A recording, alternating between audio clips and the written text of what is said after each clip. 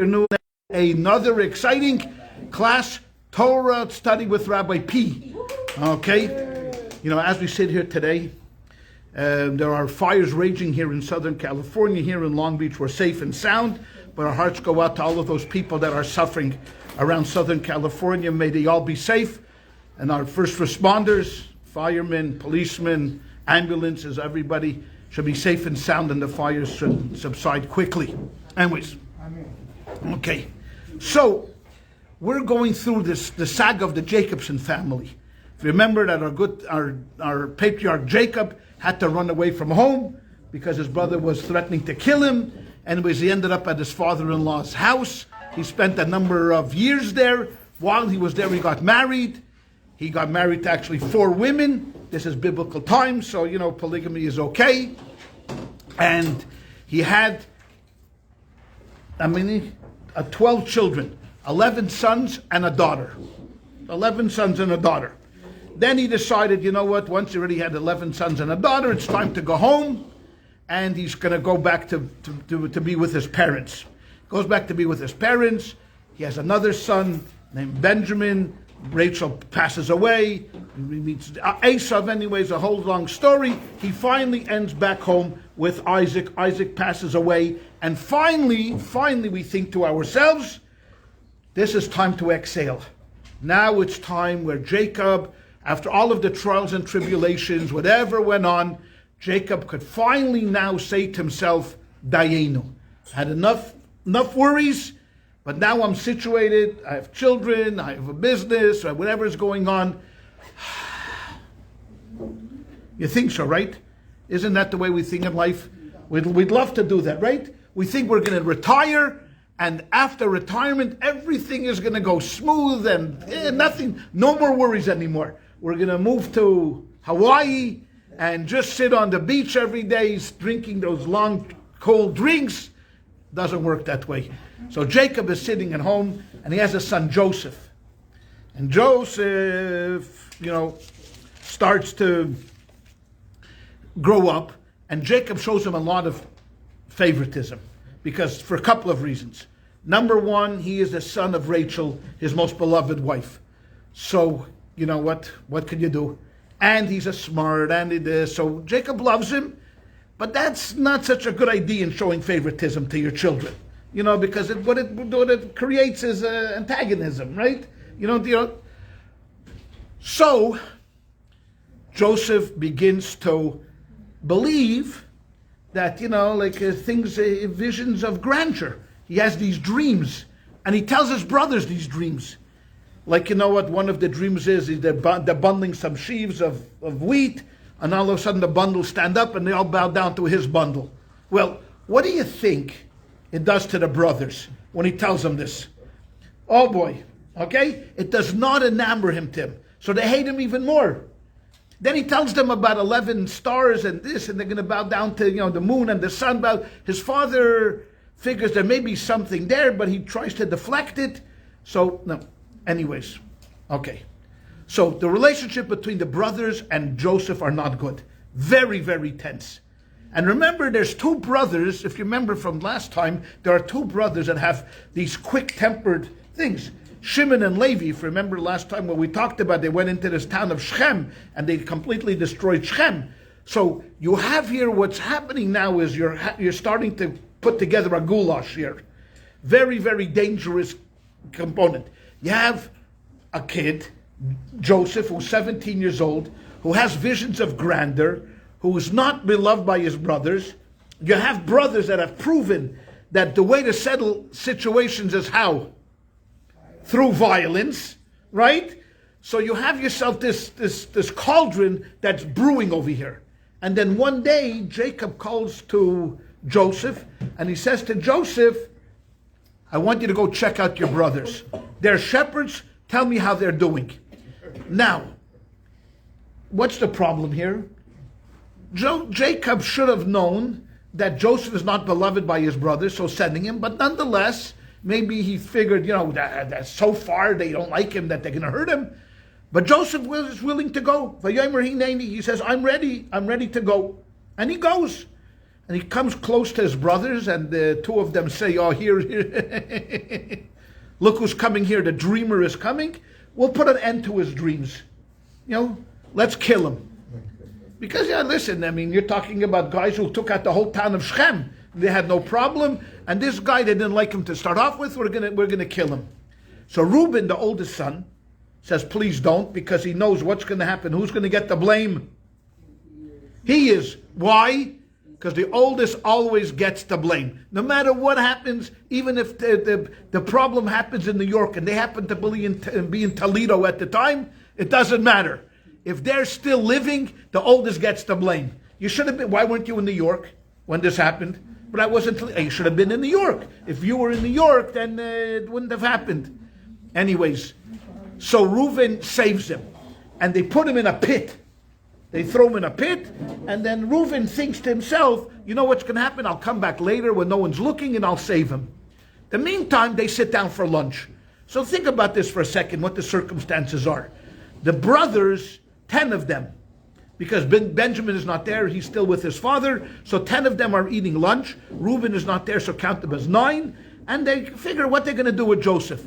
The meantime, a caravan drives by, and Judah, and I want you to remember his name because the class here is mostly going to be about him.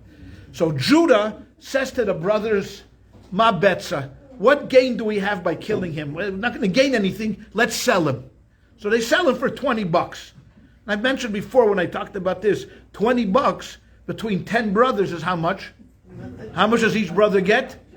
Oh, such smart people here. Mathematicians, okay? They get 8 quarters, like David says, right? They get $2. But if you do with inflation, today it's about $34 each. Okay? So they sell him. They sell him away, and that solves their problem. They don't kill him. Okay, good. But they get rid of him, this nuisance out of their lives. The fact is they come to their father and they show him the coat. And they say, look at the coat, because they took a goat and they slaughtered a goat and put the blood all over the coat. The father says, oh, yeah, look at this. My son has been ripped apart by a wild animal. And that's the way the story stops at this point. And that's where I want to pick it up from inside. Okay? So, if you want to follow along with me, it's page 208. You don't have to, but this is page 208. Okay? This is a time when the narrative about Joseph, because you know what's going to happen now. I don't have to tell you. The narrative is going to switch from Jacob to Joseph. We're really interested in what's going to happen in Joseph down in Egypt. But it stops. And it tells us a very interesting story. A sidebar. Like if you know, like in a movie, the main actors are A, B, and C, but there's a subplot to this. So here we're going to a subplot. Okay? This is what it is. I just noticed, by the way, because here on Facebook you can notice who's watching. So one of my dear colleagues, Rabbi Levi Kunyan, who happens to be one of the great rabbis here in Southern California, who lives in Malibu, so I hope that he is safe and sound and everything there is going well. Levi, my whole class wishes you all the best. If you need anything, don't call me. Call someone else that'll help you. Don't call me Levi. All right? Anyways, all right? If he's watching, means that he's everything's okay, Baruch Hashem.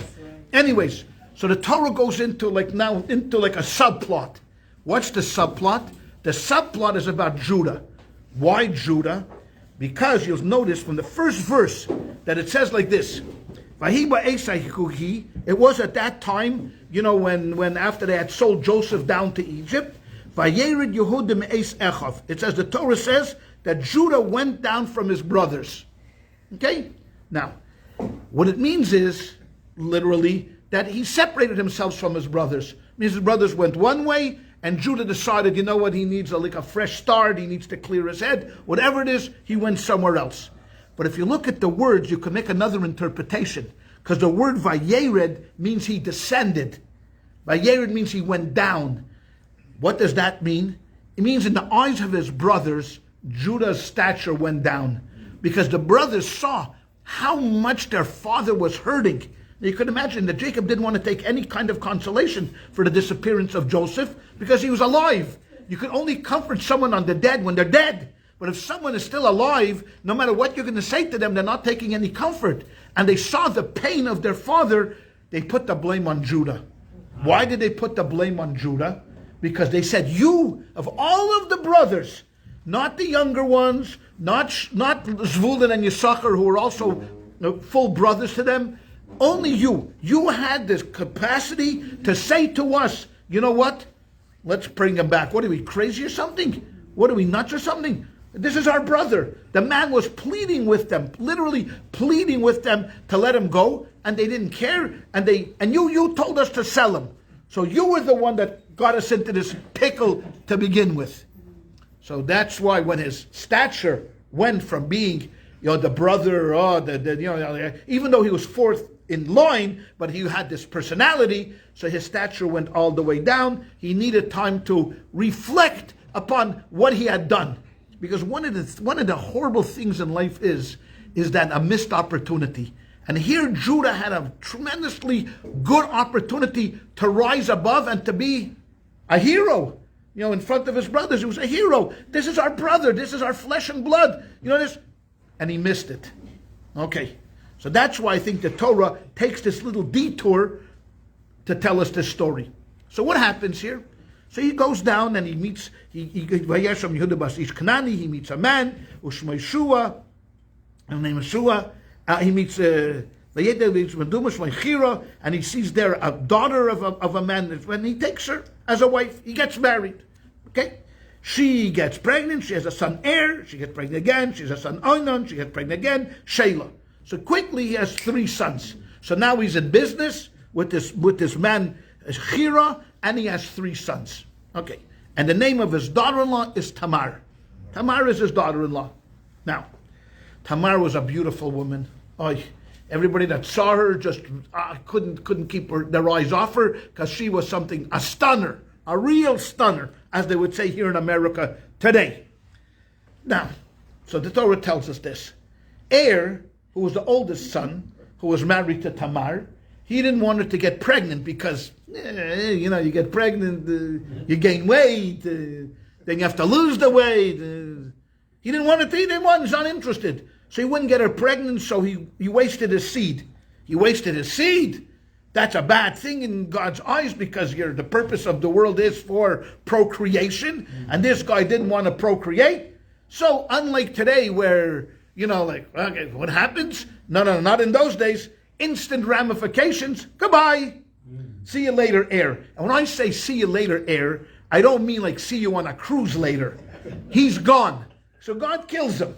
Okay, now God kills him. So Judah tells his brother Onan, the next brother in line, because we have this idea of a levirate marriage, like, she's a Yevama, that says that you're going to marry Tamar, and through you, Er's reputation, you'll have a kid with him, and you'll name him Er, and we're always going to remember Er. Onan was no better than Er either, so Onan did the very same thing, and he wasted his seed. And I remember when we were learning this as kids, we had no idea what the rabbi was talking about. What do you mean? They played around, and so playing around is bad. Obviously, don't play around with your wife. That was the message that we got in our minds. They were fooling around, so no fooling around. Okay, no fooling around, fine. It took me till I was 38 till I figured out what it was, what actually they were talking about. At 38, I woke up, that's what the rabbi meant about fooling around. No fooling around. Okay, so no fooling around. No fooling around. Okay, Onan was not even better. The Torah tells us he wasted his seed. So, goodbye. See you later. Now, Judah, being a dad, couldn't fathom, this wasn't his son's fault. This must be her, right? You got to blame her, because he learned this from who? Who blamed her? The first guy, come on. Who the first guy blamed who? Remember Adam? Who did he blame? When God said, why did you eat the apple? Who did he blame? No, Eve. He blamed Eve, right? He blamed her because she gave it to me. Okay? So, again, they say it must have been her. She's a man killer. You heard that expression, right? She's a man killer. So, no. So she's no good. He had one son left, Shelah. So he said to her, listen, Tamar, let me do this. You know what? Shelah's still young. why don't you go home? And when Shelah grows up, you'll marry Shelah. With no intention of giving Shelah to him whatsoever, because he had one son left and he didn't want him to die through this man killer. Okay. Tamar leaves. She goes home. She goes home and she sits there waiting patiently for Shelah. And she's dressed in her clothing of a widow. So I guess in those days they wore special widow clothing. Okay. The meantime, Judah decides that he's going to do some business and he's coming to her town. She hears Yehuda is coming to her town and she sees Shelah has grown up and he has not given Shelah to her as a husband, so something is wrong here. Come on, either you give me Shelah or we have to do it. So what she does is she hatches a plan. She hatches a plan because she wants children from this man or from his family, that she's going to seduce Judah. How are you going to seduce Judah? You know, you can't say, hey, come here to her father-in-law. So she plays the part of the harlot. She goes and she changes her clothes from having mourner's clothes to whatever they wore women of the night wear. Okay? But the difference is, where women of the night today wear very skimpy clothing, women of the night back then covered themselves completely. But how did you know that they were available for playing around? I guess they sat on the highway. Who would sit on the highway? So she placed herself on the road coming into her town, and she sat there, and she covered her face so he wouldn't recognize her. And he thought, so here comes Judah, and he's going into town, and he's lonely. His wife had passed away, and I guess in those days this was all right. I mean, okay. And he goes to her and he says to her, are you available? And she says, I'm available. She says, what are you going to pay? He says, I'll give you a goat, a kid. I guess those days kids were not a human kid, but a goat kid. Okay? So he's going to give her a kid like a gedi. He's like a goat.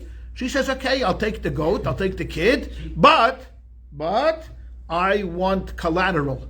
You're going to leave, and he says, what do you want? She says, I want three things. I want your cloak, I want your staff, your stick, and I want your signet ring. He says, okay, no problem. He gives it to her. They have a malava malka, a meal together, whatever they do, play some cards, I don't know, whatever they were doing over there. I'll leave it up to your imaginations, you weirdos, okay? Whatever they were doing. And it was Yehuda, so what do you think he was doing? He was probably teaching her Torah like we're doing over here, okay? And he leaves, and he wants to do good. He wants to get back his cloak, his staff, and his ring. So he tells his partner, Hero, who's going up to wherever she was living, he says to him, here's the goat, go up. The meantime, she did what she needed to do, and she took off her clothing of woman of the night and put back her clothing of the mourner's clothing, and she sat. Hero comes with the goat, and he's looking for the prostitute. And he asked the people around, where's the prostitute? Never saw, we don't know, never. Who knew? There's no prostitutes in this town. Okay, he comes back to Judah and he says to Yehuda, he can't find her. There's no prostitutes. So Yehuda says, well, so be it. Okay, I get to keep the goat, but I lost my coat and my staff and my ring. Okay, they're all replaceable. Fine. All of a sudden, people start to notice what? Tamar, the daughter-in-law, boom, boom, boom. She starts to get pregnant. So they said, okay, what's she eating? Maybe she's eating a lot of sponge cake. How do you know? Maybe it's possible that she was eating a lot of danishes. You could gain weight a lot of different ways. No. She's pregnant. So 3 months later, everyone started to talk about that somehow, miraculously, this girl who was sitting in the house became pregnant. Word came back to Judah that she's pregnant. Okay. Now remember, she was designated for Shelah, right? For the son. And now she got pregnant outside of this levirate marriage because she was supposed to be in line for Shelah. Okay. So let's pick it up. I'm going back to the text because this is going to be very important. He says like this. We can't find her. And this, what? When I get to be 38, will you tell me what they were doing? Yes. Privately. I don't want to say publicly, but privately if you're coming. Okay. So I'm going to go to 212 if anybody wants to follow along. You don't have to, but I'm going to go to page 213. And it was when about 3 months had passed that Judah was told, your daughter, which is in-law, Tamar, had committed harlotry. And moreover, she had conceived by harlotry. Not only did she do it, but she's now pregnant. Judah said, take her out and let her be burnt. Now, burnt in those days was not like, you burn now somebody it means that you cancel them. He meant literally burnt. Now, commentators for years have questioned, why was she going to be burnt? We might say even if you commit adultery, the punishment is not burning, but maybe whatever the circumstances are, you can do your own research why he would have said burnt. I can tell you that the words were that she was the daughter of a Kohen. She was the daughter of a priest, and the daughter of a priest later, because she brings such shame to her family, the punishment is burning. Okay, fine. Good. If that's, let her be burnt, which is extreme, don't you think? Okay. As she was taken out, so the people in town heard that Judah said, let her be burnt, so she was taken out. She sent word to her father-in-law, like this. These two verses always get me. No matter how many times I've listened to this, and I've learned this, and this. These two verses that we're going to read, it's just something incredible. That's why I say about the Torah, hafachba v'afachba the kolabah. You have to research it and go deeper into it, because everything is in it. I have to listen closely. So what does she say? She sends word through a messenger to Judah. Remember, Judah was the one that condemned her to death. She sends word to Judah like this. Listen to this. She's going to be killed by the man to whom these belong. I am with child.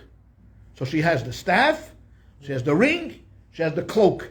And she says words to Judah with this. She doesn't mention him. She doesn't say anything to him. She does not a word, not a peep. She just sends him privately that to whom these things belong to, that's the man whom I'm pregnant with.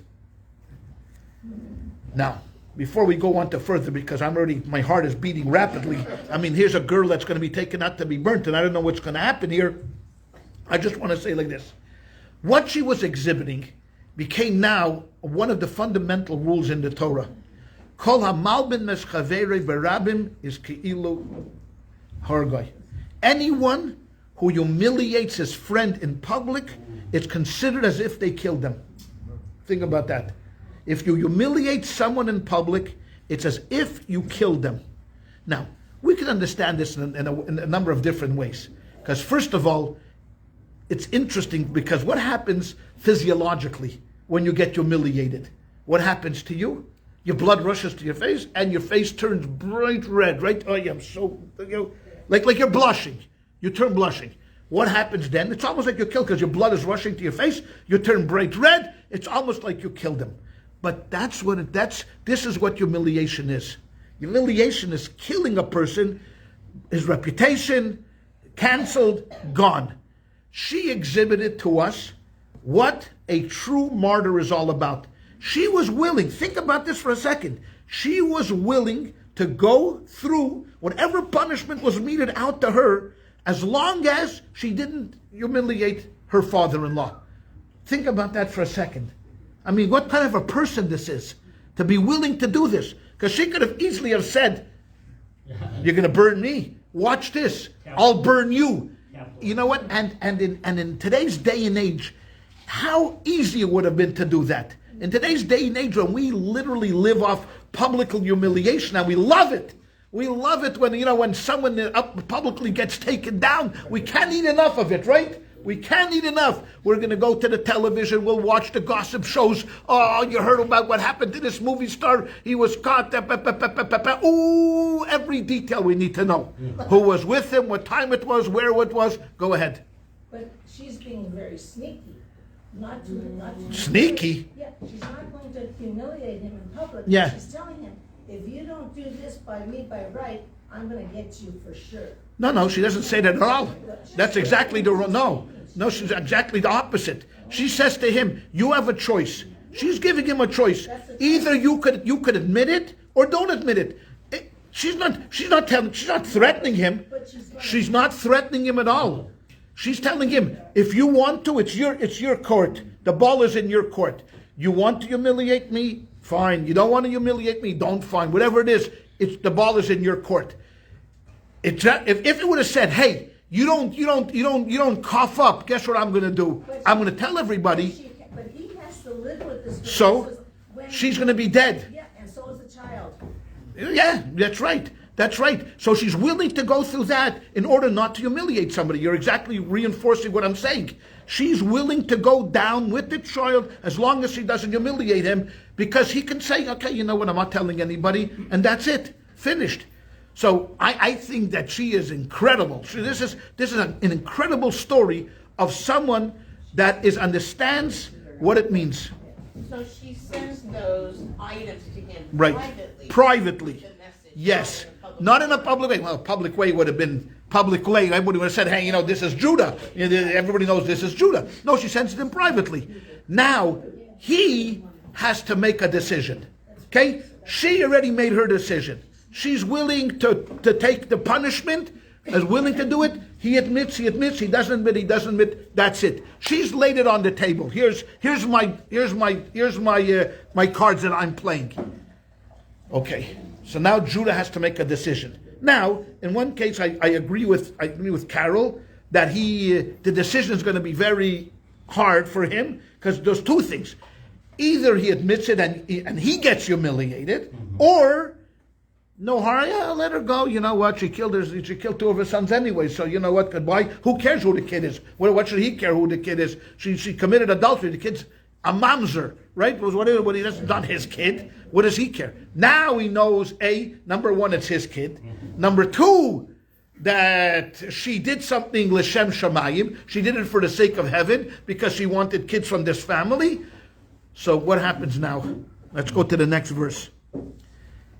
And she said, identify, if you please, who the signet is wrapped in the staff. She says, Judah recognized, and he said, give me a drum roll. Okay? She is right.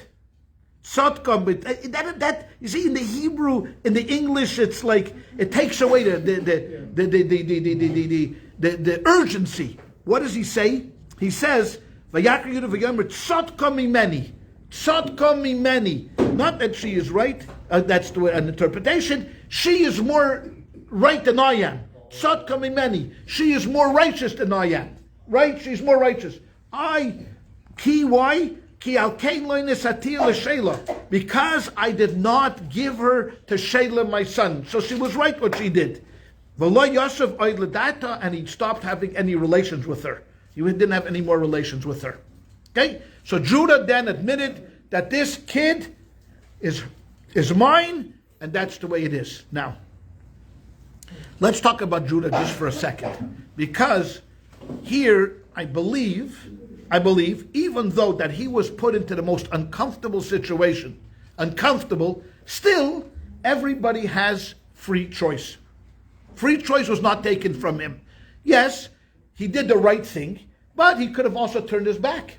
Now, based upon what we know of Judah in the past, like we started this class from Vayered Yehuda, that Judah went down. From what we know in the past about Judah, we could surmise that this guy was, what kind of a person was he?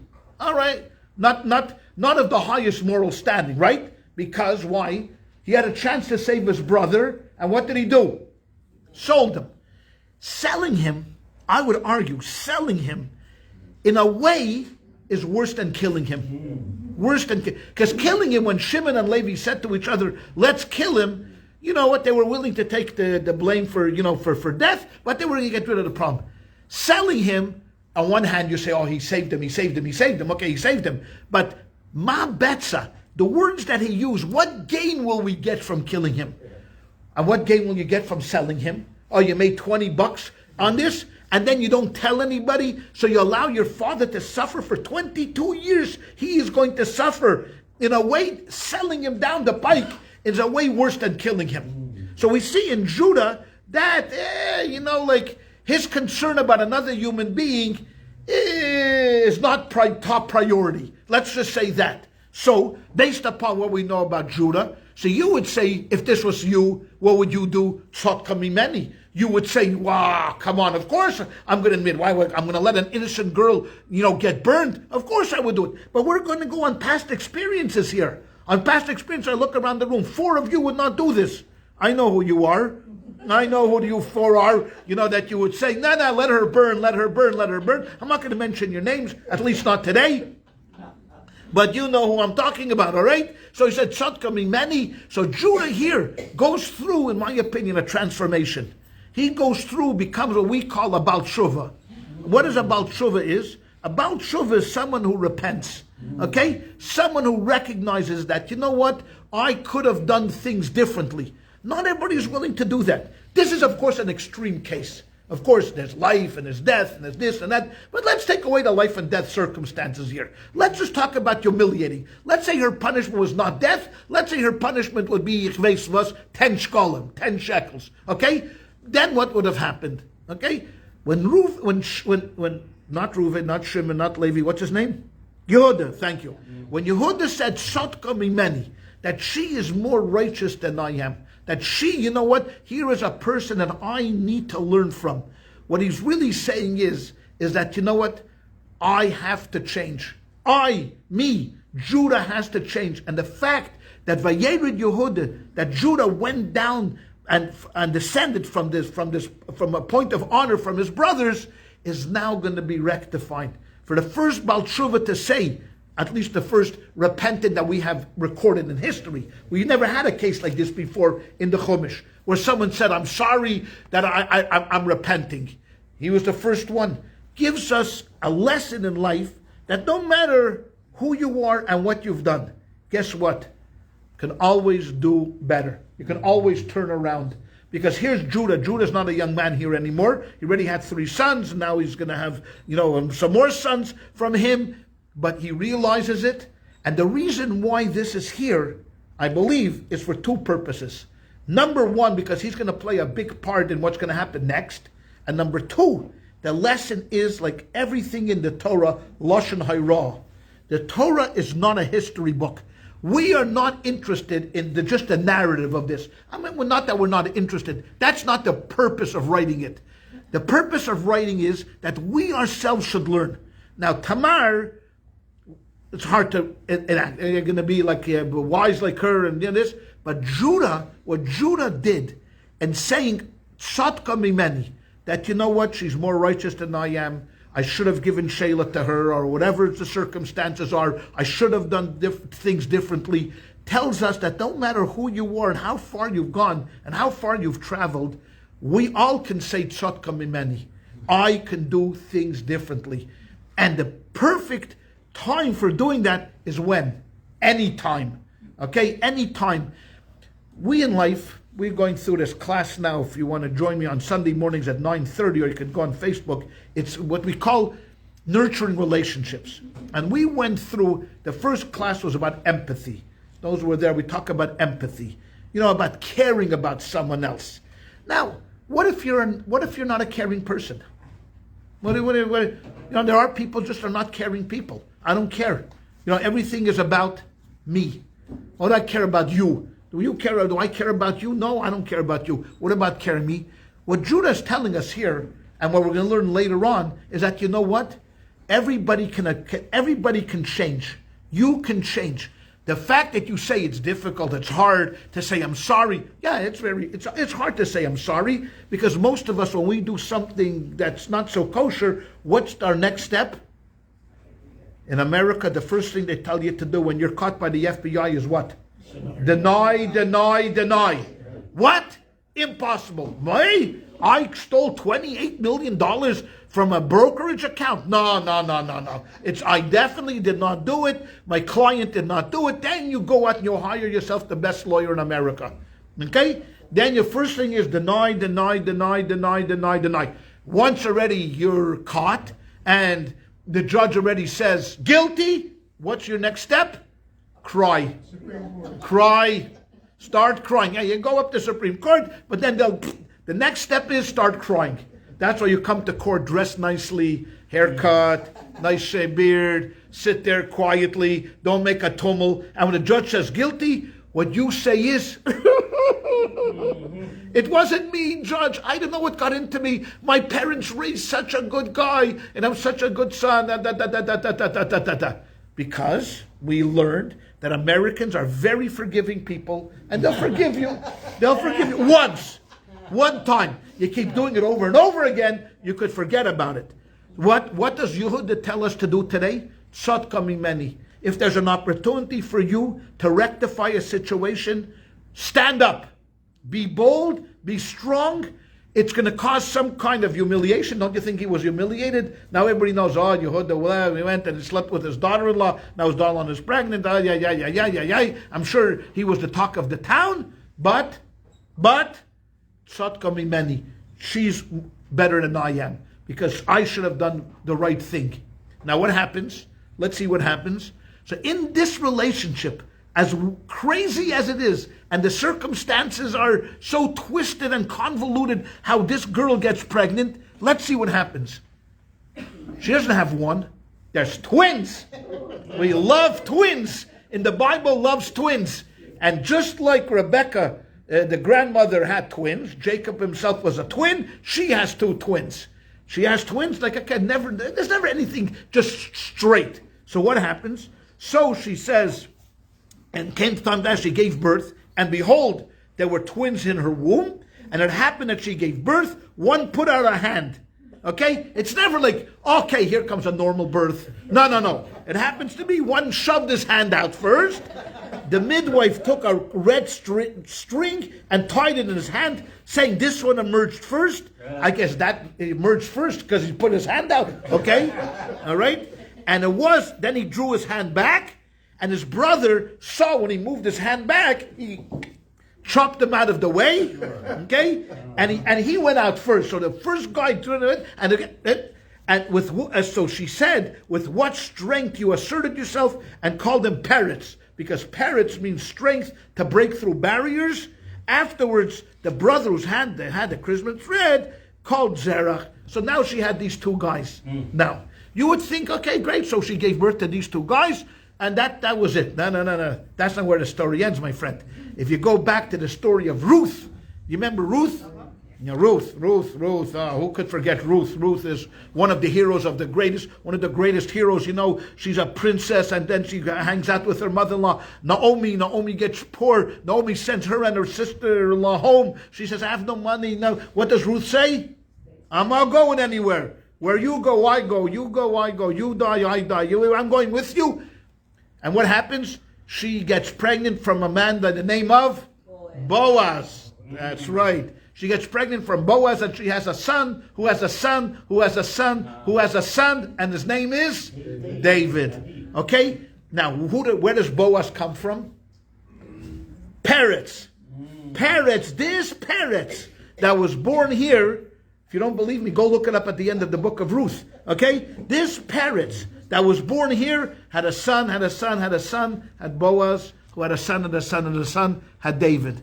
King David, who God says about King David, that you are going to be, like we had last week in the Haftorah, that you are always going to sit on the throne. Kingdom is yours, comes from whom? Tamar.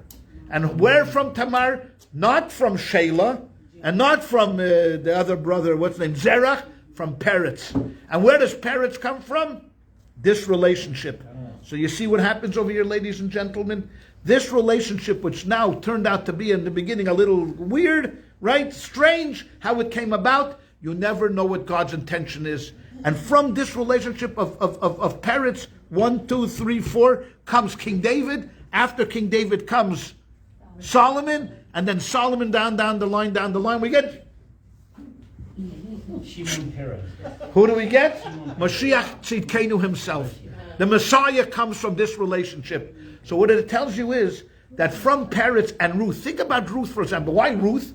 Because Ruth, a Moabite woman, a Moabite princess. From the Moabite princess comes Melech HaMashiach, comes the King of Messiah himself. So couple of lessons in this. Numero uno, number one, Who? Well, whose name? Messiah, what's his name? We don't know yet. Abba Perelmuter. Okay, you asked me. Messiah came, why are we still waiting? Well, the hasn't come yet, the Messiah. But he has, you said he just came. No, I said he's coming from King David. The Messiah will come down the line. But if you want to know, it could be me, but I'm not going to say it. It could be. That's why you better treat me nicely, not like you've been treating me the past few months. Okay? So first it tells us that, you know what? Numero uno, you never know from whom and from what and from where. So what do you have to do to treat everybody? With respect.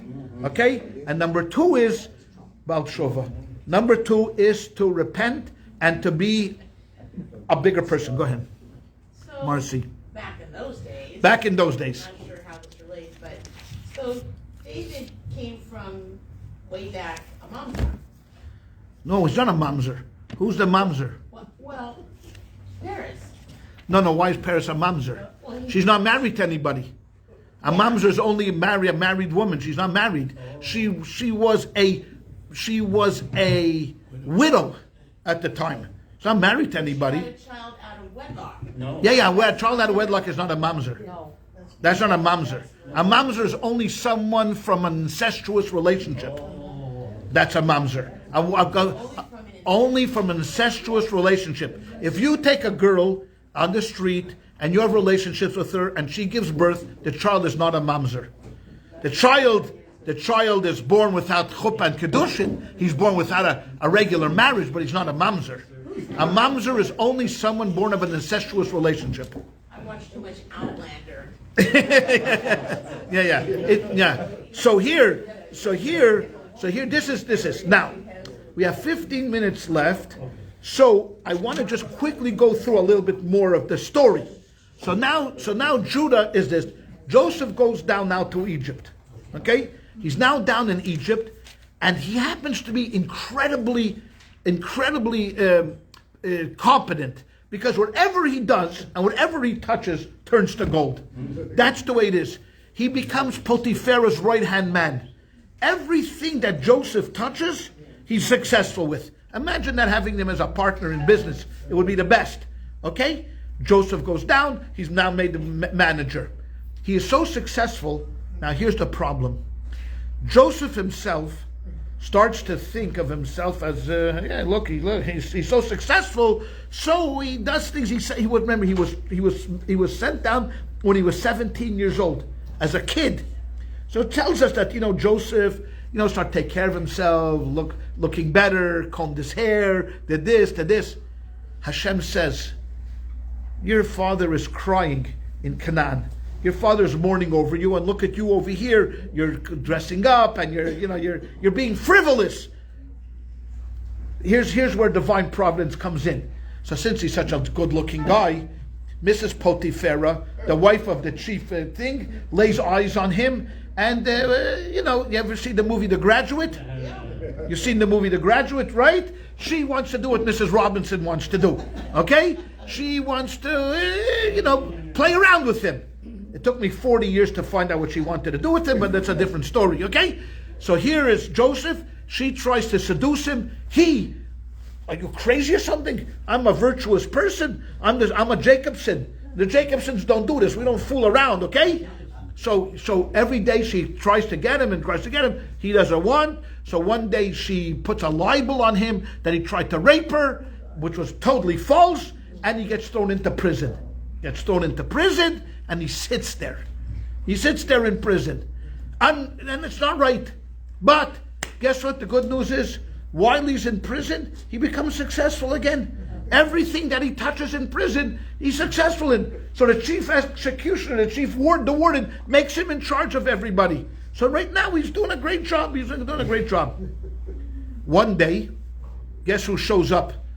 2 of Pharaoh's ministers. The wine pourer and the baker.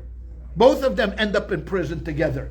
Why did the winemaker get into prison? Because it says that when he gave Pharaoh a cup of wine, there was a fly in it. Do not give the Pharaoh a cup of wine with a fly in it. It's very dangerous. You end up in prison. Why did the baker end up in prison? Because there was a pebble in the bread. That Pharaoh bit down. Ooh, a pebble. Throw the baker in prison. So these two guys are now in prison, and Joseph is attending them. Joseph one day sees Panim Zoyafais. He sees that their faces are very, very, very unhappy. They're unhappy. He asks them, "My hi." He asks them, "Why are you so unhappy? What's wrong?" They tell him, "We had a dream and it's bugging us." Now, most of the time when you have a dream, the Talmud goes through, there's one section in the first tractate of the Talmud that deals with dreams.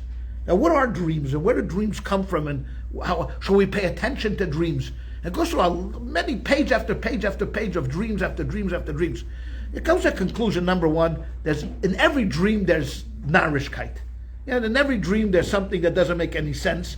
And don't pay too much attention to the dreams. And generally, okay, that's today. But in those days, they believed that dreams were important to things that were going to happen.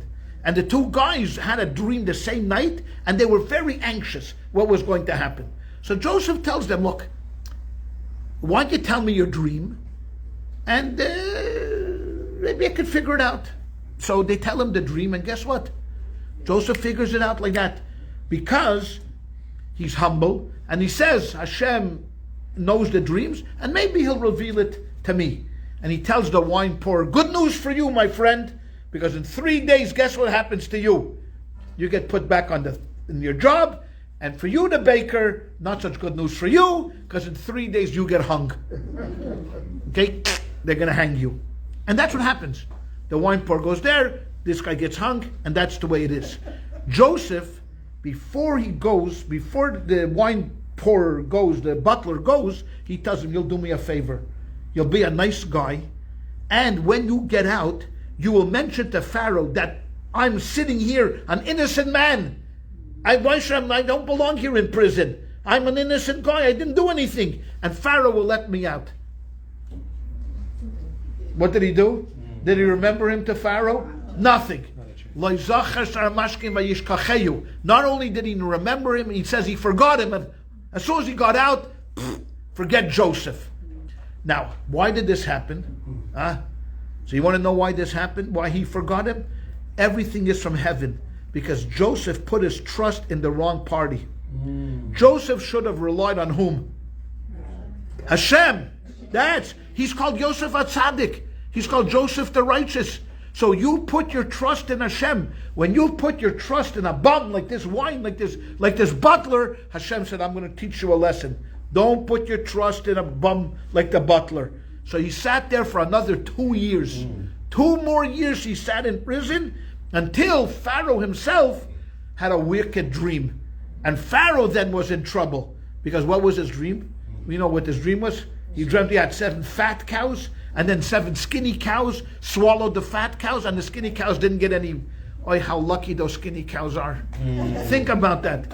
If you're thin and you eat anything you want and you never gain any weight, why was he worried about? It was Ozempic. I would have told him the skinny cows took Ozempic. Wouldn't it be good for you if you're thin and you can eat whatever you like, steak, this, that, and you gain no weight? Okay, but nonetheless, I'm getting off of course. Okay, so the 7 skinny cows didn't gain any weight, and the same thing was true with the ears of corn. 7 full ears, 7 shriveled ears. The shriveled ears ate up the full ears, and Pharaoh was freaking out. What does it mean? So he had what they call Chartumi Mitzrayim. He had these wise men of Egypt that started to interpret. They said 7 wars you're going to fight and 7 wars you're going to lose. Well, that's not such a good thing, is it?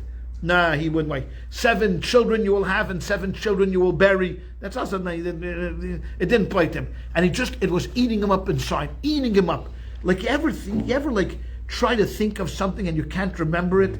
Like, oh, what's the name of that song? Oh, I have that tune in my head. What's the name of that song? And you can't think of it. It eats you up alive. The whole day you're going around. What's the name of the song? What's the name of the song? Able. No, not able. B, belable. No. C, cable, D, dable. And you can't figure it out. It just drives you nuts. Okay? Drives you nuts till you finally figure out, go to Google. Google, what is the name of the song I'm thinking about? Of course. Okay? But the sad part is, Pharaoh came before Google. Okay? So it was eating him up inside. And when it eats up Pharaoh inside, guess who suffers? Everyone around him. Right? When the boss is not in a good mood, what do? Take vacation. That's the thing. See, I'm giving even some good advice on business. Okay? Good. Take vacation. Call in sick. Okay? So the boss is not in a good mood. So finally, this bum, the butler, says, Es chata'ayani maskir hayoim. I remember the day when I did something wrong and I was thrown into prison. And in prison, look at the bum. He can't even get in the anti-Semites of the world. Even when you talk good about someone, they can't get it out of their throats. Because I just want to show you how he refers to him. Okay? So he says to him, and there was with us a Hebrew youth, or youths, a Hebrew youth. Okay? A Hebrew youth. Not worthy of anything. A Jew. Because what does Hebrew mean? A Jewish kid, a slave. See, a slave. He can't even say there was this wise, brilliant, young man. No, the anti-Semites, even when they talk good about the Jews, they can't get it out of their system. He has to denigrate him even then. He says a youth, a slave of the chamberlain. He related to him and he interpreted to each one. So Pharaoh thinks to himself, a Jewish kid in prison, a slave, he's going to be able to interpret my dream. But when you're desperate, guess what? You'll do anything, right? Anything. So he brings Joseph out and he tells Joseph the dream, and we all know what happens, right? Joseph says, I'm not going to be the interpreter. Joseph is very humble. I'm not going to be the interpreter. Hashem is going to interpret the dream, but let me hear the dream anyways. So he tells him the dream, and Joseph says, I got it. I know exactly why this is happening to you, because 7 years of great prosperity is going to happen, followed by 7 years of tremendous famine. And now this is a Jew. Okay, how do we know that Joseph was Jewish? I'll show you. Okay, I'll prove it beyond a shadow of a doubt. Okay. Talk among yourselves while I find this right place. You see that? I called for the music. Okay? Okay, this is what he does. This is what he says. He says, behold, 7 years are coming, a great abundance out the land, then 7 years, and the abundance will be unknown, and will surely as for... Now, why does God show him two dreams? Why do you have to tell him both the cows and the corn? So Joseph tells him the reason why it was 2 years, because the matter stands ready before God, and God is hastening to accomplish it. It's going to happen right now. Now, that was Joseph's job. Joseph's job was to do what? What did he ask him to do? Anything else? No? Did he ask him to make him breakfast? Did he ask him anything else? No, nothing. His job was simply to interpret the dreams. And Joseph, at this point now, has accomplished it. He's interpreted dreams. So how do we know that Joseph was Jewish? Because you go to the next verse. Next verse is, before Pharaoh can say anything, Joseph is giving him advice like my mother-in-law. Now let Pharaoh seek out a discerning and wise man and set him over the land of Egypt. In Yiddish, we'd have an expression, wer dir gebeten? Who asked you to give advice? Someone asked for your advice? No one asked for your advice. I asked you to interpret the dream. What I'm going to do with that dream is whose business? Mine. No, Joseph immediately starts to tell him, you got to seek out a guy who's wise. Let Pharaoh proceed and appoint him overseer of the land, and he shall prepare the land of Egypt during the 7 years of abundance, and let them gather all the food of these approaching years. Let them take the grain and under Pharaoh's authority and safeguard it. The food will serve as a land against the 7 years of famine, and the land will not perish in the famine. Oh, okay, then he stops. Smart, perfect, like a good lawyer, doesn't say another word. This is. Pharaoh is standing there. Not bad. He starts to think about the dream, and he starts to think about the ramifications, and it makes sense to him. His heart now is kind of calmed down. And then he listens to Joseph's advice. Joseph is standing there. We'll see what happens. Okay? He doesn't dismiss Joseph. Joseph is still standing there. The matter was good in the eyes of Pharaoh, in the eyes of his servants. And then Pharaoh says to his servants, can we find anybody like him? A man in whose spirit of God? Can we find anybody like this guy? So think about this. 1205, Joseph was a prisoner and a convict, okay?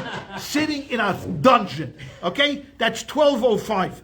12:35, okay, of the same day, Joseph now, we don't know what's going to happen, okay? A man, since God has informed you of this, there can be no one who's so discerning as wise as you. Now, look at verse number 40. You will be in charge of my palace, and by your command shall all my people be sustained. Only the throne shall I outrank you. You are now become the viceroy of Egypt. He doesn't make him minister of finance. He doesn't even make him chief economist. He makes him now second in charge, the vice president. But in those days, a vice president with a little power. Not our vice president, but a vice president with power. You are going to be over the whole land of Egypt. Only through you are things going to happen. I'm going to be the only boss. So 12:05, Joseph is a convict in street clothes, torn, tattered clothes. By 12:35, the man is now in charge of Egypt. Tell me he's not Jewish? Come on. Come on. Who can have such a quick turnaround? Now, that's not the lesson that we want. I don't want to tell you. That's not the lesson in life that you should give but to give unasked advice. What's the lesson? The lesson is that we talked a little bit on Sunday about empathy. Joseph started his life without much empathy. Let's be honest. He was a kid that was coddled. He was coddled. You know what? His father. What do you call that? Spoiled him. He spoiled him. He favored him. Made him a coat, a beautiful Joseph's dream coat. Everything was given to him. He was brilliant, smart, handsome. But one thing he was not given: empathy. When he saw his brothers doing something wrong, what did Joseph do? He ran to tell his father. Here was a kid, spoiled. In America, I don't want to say about Yosef Atzadik, so I'm not talking about you, Yosef Atzadik. A spoiled brat, okay? A guy that did not elicit much sympathy on our parts. Even when he was sold, it was sad, but you could say in a certain way, he brought it on himself. He brought it on himself. Well, what did he have to ask like a jerk for? Why can't you be a nice guy and try to, Now the brothers didn't do themselves any favors either by treating him like this, like that. But let's stick to Joseph. So Joseph here lacked a certain sense of connectivity to other people. He was what we would call today a narcissist. It was all about me. Visions of grandeur. He's going to be the king one day, and everyone's going to bow down to him, and everyone is going to do this. He ends up in prison. You know what you do in prison? A lot. I've never been to prison, so I can't tell you. But from what I've read, and from the friends that I've had in prison over the years that I've met and I've known, you know what you do a lot in prison? Think. You think a lot about in prison, because there's not much else to do. Today you can play basketball, but imagine in an Egyptian prison, what you do. So you start thinking, and you start thinking about your life, what you could have done different, what was better, why. Now Joseph was a religious person because he kept saying about God, God is going to do this, God is going to do this. So we know that he was a religious person that believed in God, and he also believed in divine providence. And the fact that he ends up in prison, an innocent man, told him something that, there's something wrong that's going on over here. What is it about me that I'm in this situation? Why am I here? I shouldn't be here. I should be in Canaan with my father and learning Torah, whatever they did over there. I should be there. And it comes to the realization that, Tzadka mimeni. I need to be better. I need to be better. There's something wrong in who I am and how I treat other people. And he had in prison itself, he reformed. And then when the two people were thrown in, as we talked about on Sunday, it says on that particular morning, he saw that their faces were a little concerned, a little discombobulated. The Rebbe asks a question. How could he tell? Every day in prison, your face is discombobulated. When you go into prison, you ever see guys where they don't look like clowns? You think everybody dances around in prison and is happy? Everybody's angry and depressed in prison. So why was it different one day from another day? So the Rebbe answers, because on that day, Joseph exuded and expressed, what did we say? Empathy.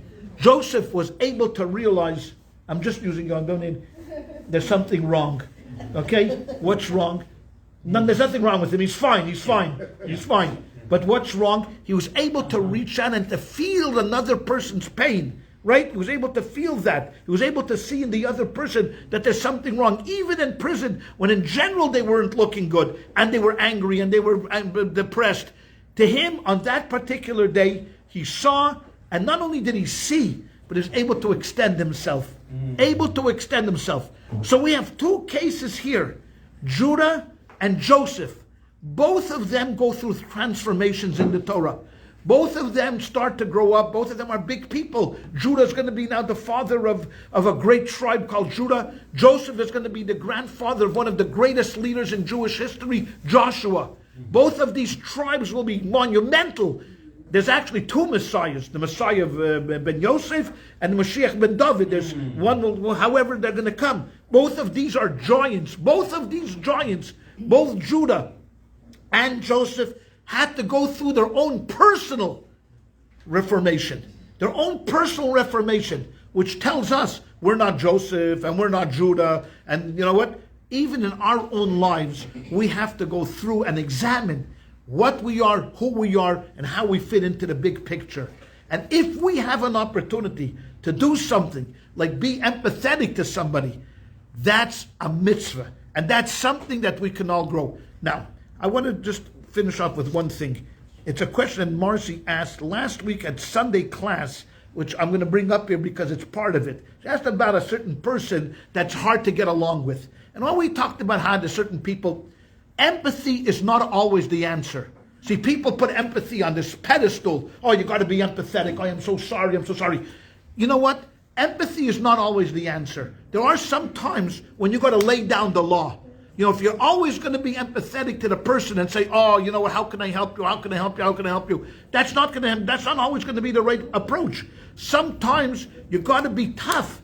Like, for example, we talked about teenagers. You know, teenagers, those 7 years, they could age you 150 years in those 7 years. Sometimes you got to show no empathy to this. You got to stand up and say, you know what? Hey, even among your own children, sometimes you got to be empathetic to some you got to push harder. You got to push, not being mean. I'm not talking about mean, but there's a difference between mean and being strong. And that sometimes, I just wanted to mention that about, because I feel, I'm the kind of person that would, hey, I love peace, make love, not war. That's me. I much rather that everybody gets along, I'm not a bulldozer. There are people that are bulldozers, so I know very well that if I have to lay down the law, I'd rather walk around the corner than have a confrontation. But that's no good. That's not always good.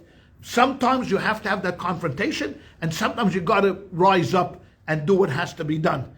Most of the time, empathy works, but there are some times where you have to be strong. Not mean. Mean is never good, but sometimes you got to be strong. And until next week, we'll find out.